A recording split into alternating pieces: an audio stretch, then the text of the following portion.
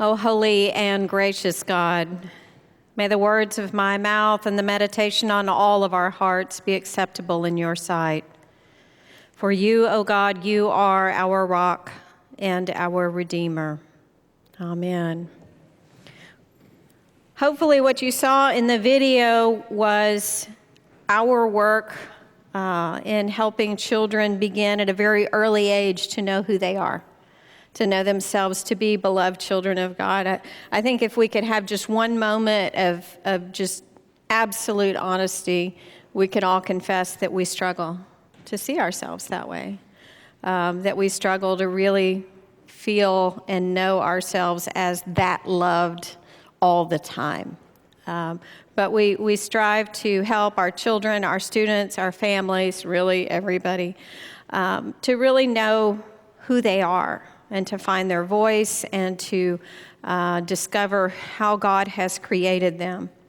And so as we turn to this passage from Luke, as we continue in our series, I want to point out that these passages we've been looking at over the last couple of weeks, I want to remind you that they're from the very first teachings that Jesus had with his disciples. He's called them, he's done some healing, he's been questioned, because Jesus gets questioned all the time. But this is the first time for him to really sit and be teaching his disciples. This is a primer for discipleship.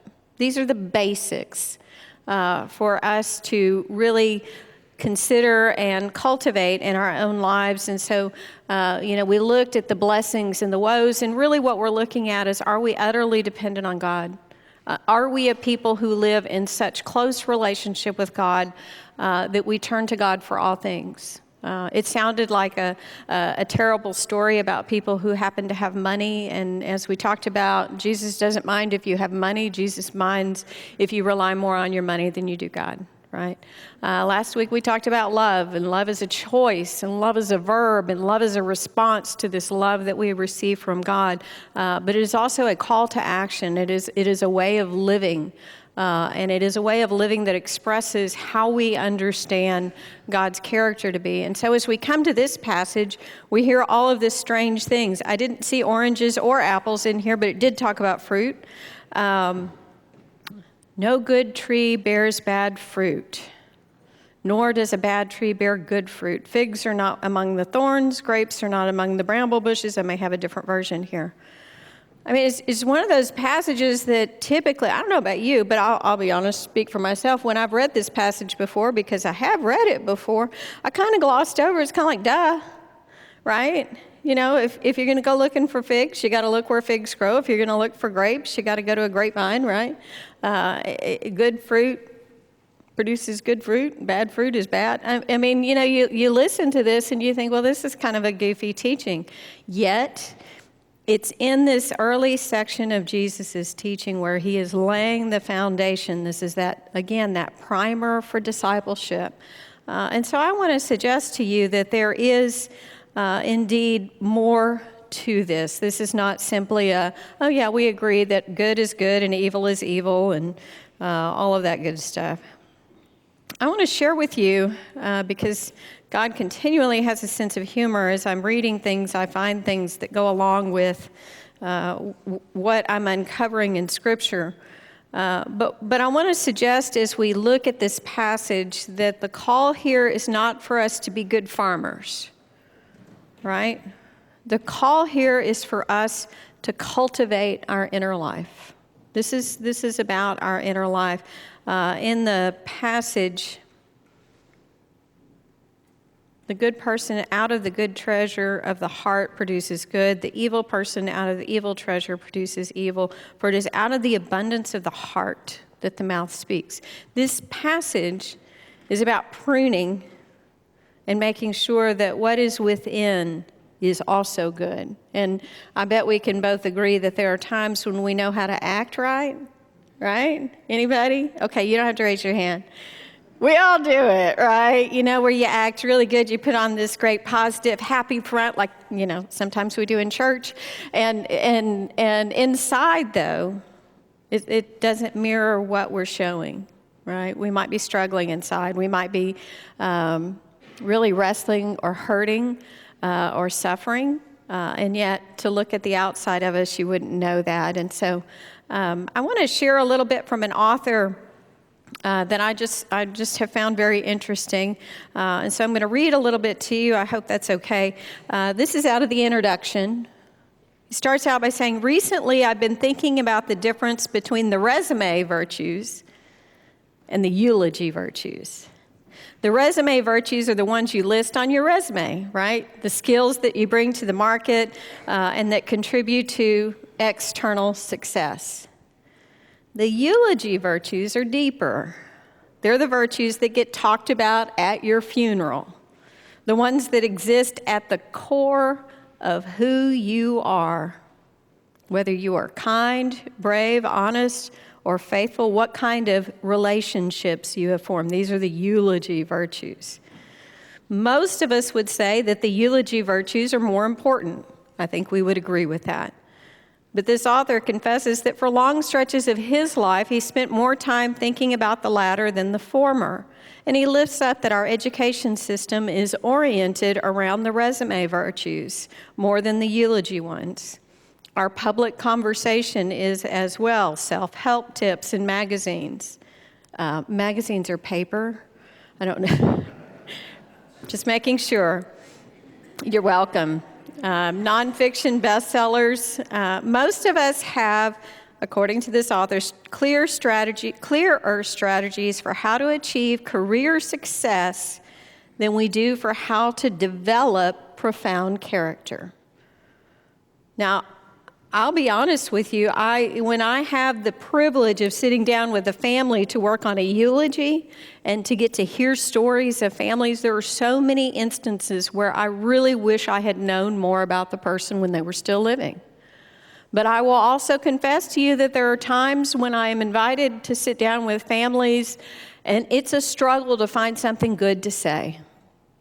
And yet the family wants to make sure that what we do in that memorial or funeral service is uplifting and complimentary regardless of the character of the person, right? I will tell you from my own experience, my grandmother was the ultimate church lady.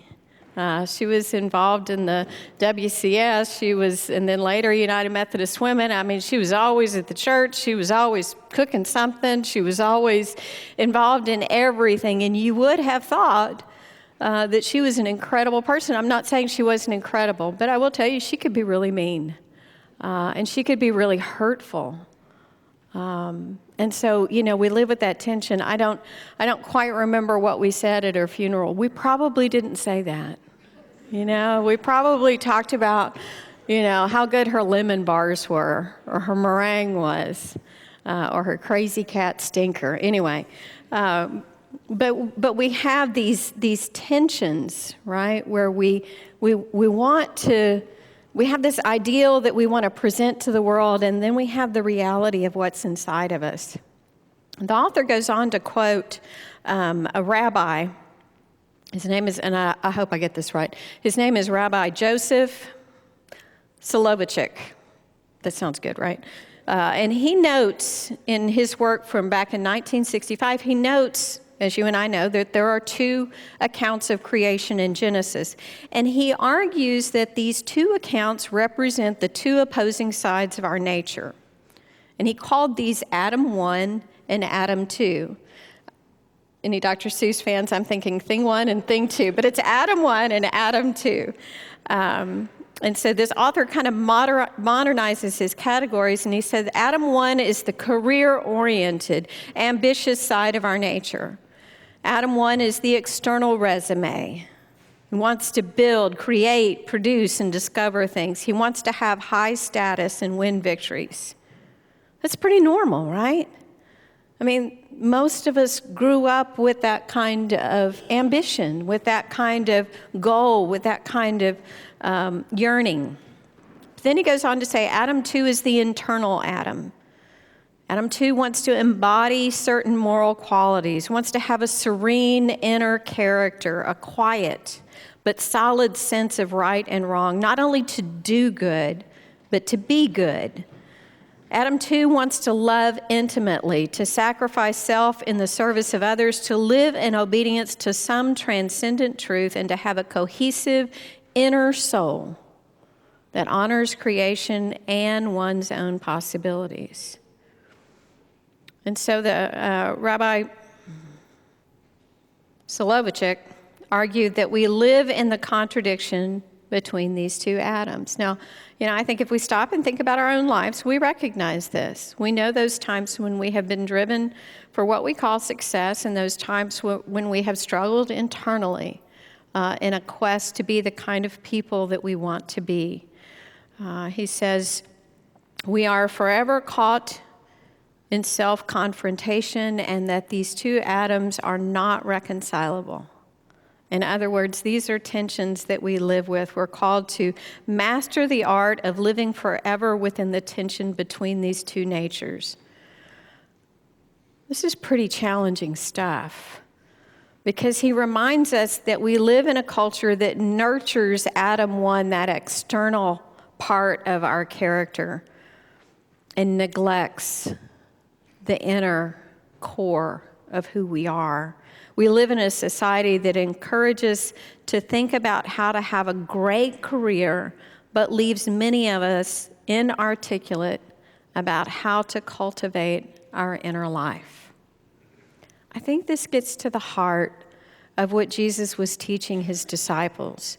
It was an invitation to them and to us to really focus in and pay attention to our own inner life and how we cultivate that. This author goes on to be very honest. And I'm not disclosing the author for one reason, is that this is not a book that has anything to do with current politics, but this author does write about that, and I don't want your bias on that. I want you to hear what he has to say here, okay? So that's why you don't get his name. But he shares this. He says, I was born with a natural disposition towards shallowness. Anybody? That's all of us. I now work as a pundit and a columnist. I'm paid to be a narcissistic blowhard, to volley my opinions, to appear more confident than I really am, and to appear smarter than I really am, to appear better and more authoritative than I really am. I have to work harder than most people to avoid a life of smug superficiality. I've also become more aware that, like many people, I have lived a life of vague moral aspiration, vaguely wanting to be good, vaguely wanting to serve some larger purpose, while lacking a concrete moral vocabulary, a clear understanding of how to live a rich inner life, or even a clear knowledge of how character is developed and depth is achieved. Do you hear what he's saying in here? We're not innately born to know how to have the kind of character we seek to have. It takes work. It takes a willingness to be vulnerable, if only with ourselves, to truly look in to our hearts, to pay attention to the things that, how we respond to life around us. He said, I've discovered that without a rigorous focus on this interior, it's easy to slip into a self-satisfied moral mediocrity. Yeah, I'm doing a pause there. Let's take a moment and be honest. Let's take a long moment and be honest. You grade yourself on a forgiving curve. You follow your desires wherever they take you. You approve of yourself so long as you are not obviously hurting anyone else. You figure that if the people around you seem to like you, you must be good enough.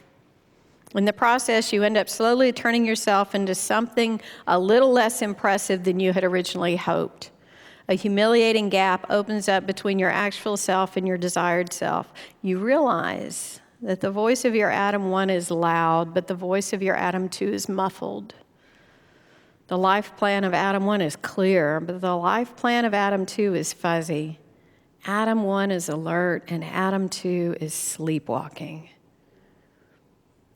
When we do not pay attention to our inner life, this easily describes us.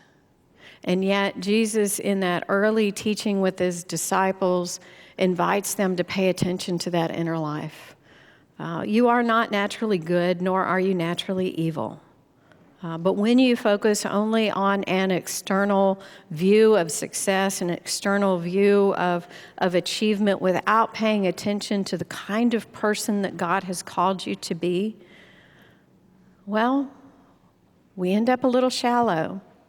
And there's not a lot in our world that encourages us to pay attention to that inner self. Trying to jump around here. He does have some words of hope. Sorry, I'm not going to tell you the book, but the book includes great stories about some really remarkable people that have somehow been able to be successful while also really tuning into their inner life, really tuning into having that inner treasury that is good, that benefits others and eventually also benefits themselves. It says the long road to character begins with an accurate understanding of who we are and recognizing we're all flawed. We know that, we just don't like to talk about it, right? I know I'm flawed. I could tell you all about it. Do we have about 3, 5, 6 years? We have a tendency to see ourselves as the center of the universe, as if everything revolves around us.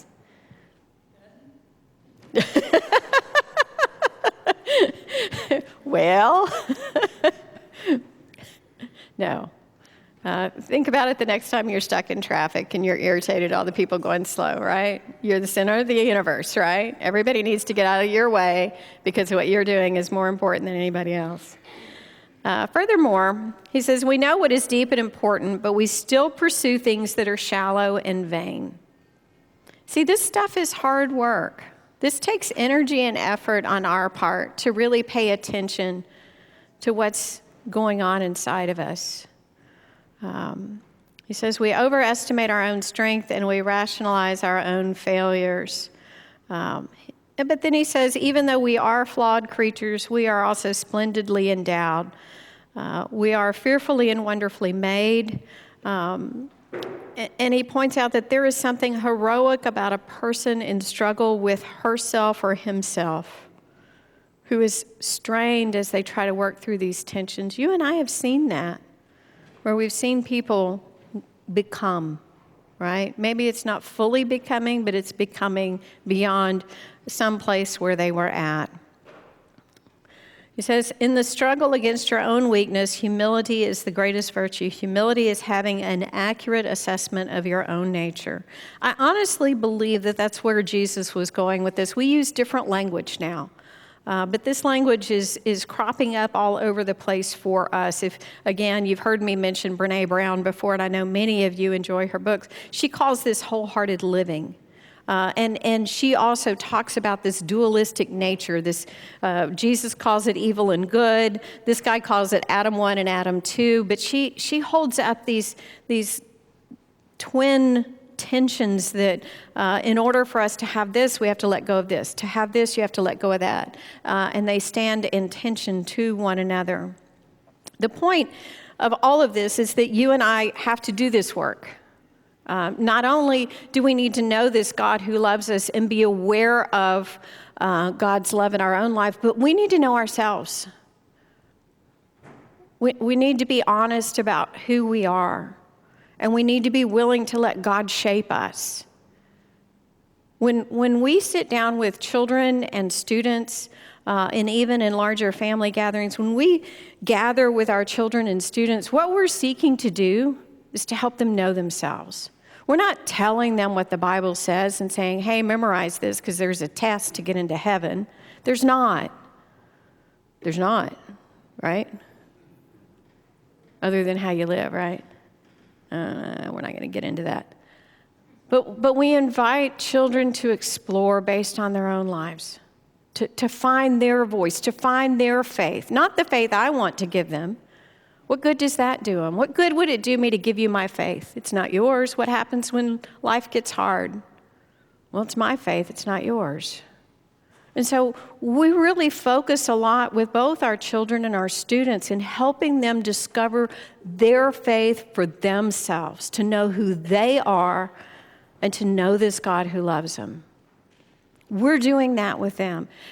We can also kind of tell them a little bit what to do, right? We can set the stage for them to do this. If I tried to set the stage for adults, y'all would laugh at me. You don't like to be told what to do. But hear me. If you truly want the life that God has for you, not only do you need to depend on God, not only do you need to live out that love in an active way, but you need to work on who you are. And you got to be honest about that. Now, I think you are all great apples. Is apple a good one to use? Now I'm going back to creation, and now it sounds icky. I think y'all are grapefruit. But I think God continues to work on us. I don't think this is a journey that we arrive at. In fact, Brene Brown says this when she talks about wholeheartedness. She says it's like a North Star. You can never get there. You can never get there. But you know when you're heading the right way. May we always seek to head in the way that God is leading us. Amen.